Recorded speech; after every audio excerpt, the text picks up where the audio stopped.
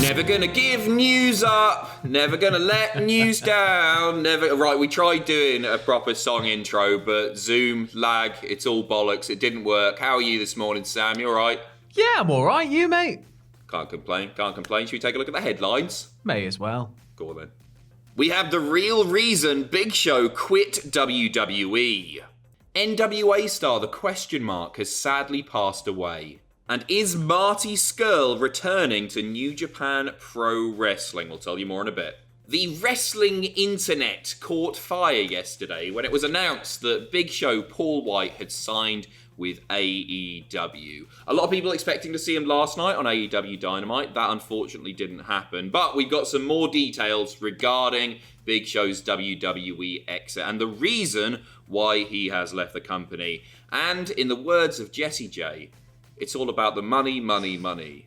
Because he needs some money, money, money. Big Show leaving WWE, it came down to money. PW Insider reporting that Show and WWE unable to come to terms on money with regard to a new deal. So he's headed over to AEW, where, just in case you missed the news yesterday, not only will he be providing commentary for AEW's new show, AEW Dark Elevation, which we'll tell you more about in a little bit, but also he's going to be doing some wrestling too. Sam, what are your thoughts on this?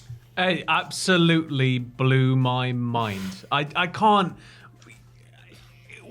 What? Like, Big Show was, I think, to everybody, that was, he's WWE. He was WCW, now he's WWE, and that's that. And now he's AEW. Like, of all the people that, constantly, we're seeing, this person should go to AEW, that person should go to AEW, could you imagine this guy or this guy on AEW? Never in a million years. If you'd asked me at gunpoint, never in a million years, even after the first 100 names, would Big Show have appeared. I agree. A bit more information on this. According to the report, Paul Wight was said to be very open about being unhappy with his situation in WWE. The reports are stating that he didn't feel valued there, and it wasn't a very pleasant exit. Fightful Select saying that many WWE talents had no idea the Big Show was leaving, and there wasn't much in way of goodbyes, which is a shame. Was his last match the match against Drew? The dark match? He was sort of bullied and threatened by Orton in a backstage segment. Yeah.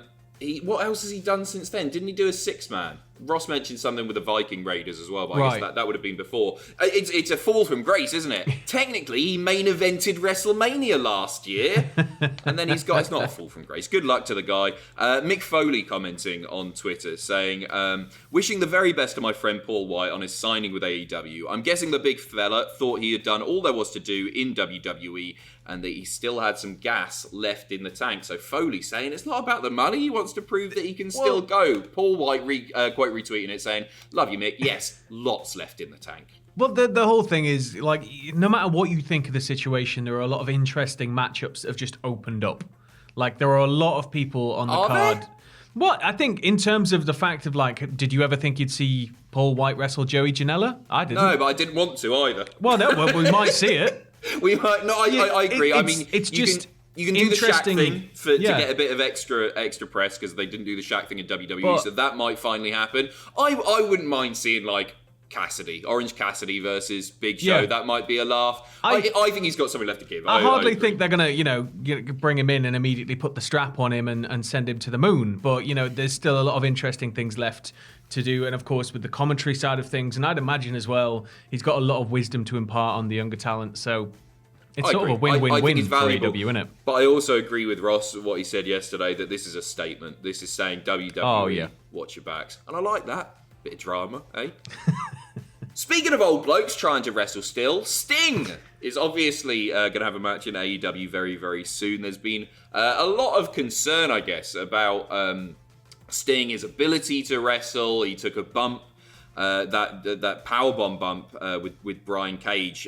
Tony Khan saying it took a lot out of him. But he's been speaking to Mike Johnson of PW Insider, Tony Khan this is, and After some uncertainty, he has clarified that Sting has been cleared to compete in the ring, but he's basically trying to make it very clear that this isn't like some angle where Sting's going to do nothing, although I would suggest that he's not going to do that much either. But he is able to wrestle. This isn't just them playing silly bollocks. He's going to have a proper match. So, you excited to see it? Well, I'll always be a fan of Sting, and of course I'll watch, but it's just, I can't help but watch it through my fingers the entire time, because I'm just scared, like one little thing, because it was the buckle bomb last time, right? It was. And it just, for them to do it then power bomb, I know it's not the same, but... so, like, such an innocuous, like, thing for that to have happened, and then it was just, oh my God, and from there, I think that injury really started to open up the conversation about how much we should be seeing older talent compete. But then you look to Japan and you still have guys going. Mexico, you've still got guys going. So why can't AEW make it work? You got to pick and choose your moments with it. And you can't, as you said, you can't have him at the forefront of a lot of stuff. But I think potentially there could be some gold to come of it. I'm looking forward to it. I really am. I agree. I'll be doing the exact same as you. I think it's a bit of a gamble for AEW. From a PR sense as well, I guess, if you want to put it down to that, is that Sting's going to wrestle. I'm sure he'll be fine. Fingers crossed he'll be fine. But if Sting, God forbid, gets injured, gets hurt, and is then forced to retire, there's going to be a lot of people saying, I told you so. Shouldn't have happened. AEW, unsafe.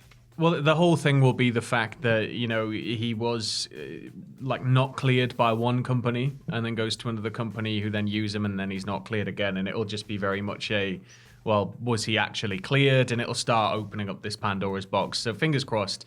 I'm 99.999999 million times recurring percent sure that, that they've looked into this and they're not going to be, throwing him off the stage and stuff. But although, never know. Good spot there. Next up, some very sad news indeed. Joseph Hudson, who you may know better as the question mark from NWA, has sadly passed away from an undiagnosed medical issue. He was best known for his work with Aaron Stevens, who was formerly Damien Sandow in WWE, and the NWA confirming his passing with a statement from Billy Corgan, who said, "It's with a heavy heart that I share that my friend and brother in wrestling, Joseph Hudson, has passed away suddenly from an as yet undiagnosed medical issue. NWA fans would know him as Jocephus, as well as the question mark, where, thanks to the great fans at GPB Studios in Atlanta, Joseph was able to receive the kind of support in the ring he'd always dreamt of. He is survived by a young son whom he loved dearly, and if anything would pain him about leaving this earth, it would not be being able to be there for his boy. Rest in peace, Joseph. Love to you and Godspeed." You may also know him, by the way. He played Bruiser Brody in Dark Side of the Ring. Really? In one of the episodes there. I've got a statement here a tweet from Aaron Stevens as well.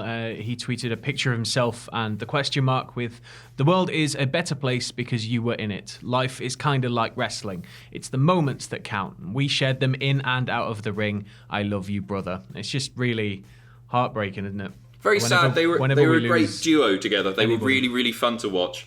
Really fun to watch. So, we of course send our condolences to the friends and family of Joseph Hudson. Next up, you may recall a few tweets by Randy Orton where he stated that he really wants to work with NXT superstar Karrion Kross. Karrion Kross has now replied, speaking to Fox Sports. He said that he knows that Orton uses social media to dick about a little bit, and that he was likely kidding around, but he can't wait to work with him in the future, and he's definitely interested in doing that.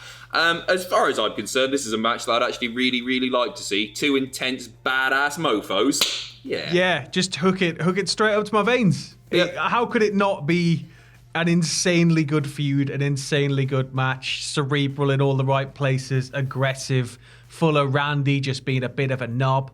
Just... it'd be class. I'm well up for it. It won't happen for a few years. He'll be in NXT for a while. There's no way with the money that Randy's on that he'll head to NXT. Maybe just for 1 week. Yeah. That'd be... Maybe we just do a week where we mix it up and send people down to NXT. Come on, let's do it. Do an open challenge. Yeah. Get a belt. There you go. Get John Cena down there. We are finishing with some very controversial news regarding Marty Scurll. And it looks like he might be heading back to New Japan Pro Wrestling. According to a report from Fanbyte, Scurll has been involved in a post-match spot with Rocky Romero at recent tapings, the New Japan Strong tapings on January 22nd. So all the talent have to sign an NDA saying they're not going to talk about it. But news has leaked, and the source stated, they weren't trying to hide him. I thought we were going to be the company that wasn't booking these guys to get some buzz. They're going to get buzz all right, but probably not the kind they're looking for. And it just reeks of letting things slide because these people are friends or whatever. I really just think fans should know his involvement beforehand so they can choose whether or not they do want to tune in. So Marty hasn't wrestled for New Japan Pro Wrestling since spring of 2019. He, of course, was released from Ring of Honor following him being named in the Speaking Out movement. Ring of Honor released a statement at the time of the allegations. New Japan, I don't fully understand it. They don't seem to care. They don't seem to care about anybody with some controversy. If they think that it'll do good business, it seems that they'll work with them. They don't care about the PR side of things, from what I can tell. And I don't fully understand that, Sam. So Japanese culture is very conservative. It's male dominated, and it's intensely business minded. So if there's any money to be made, they're sort of going to jump on that in any way they can. But in terms of wider Japanese culture, the blame in sexual assault cases tends to be shifted horribly toward the victim, as we see in certain other countries and cultures.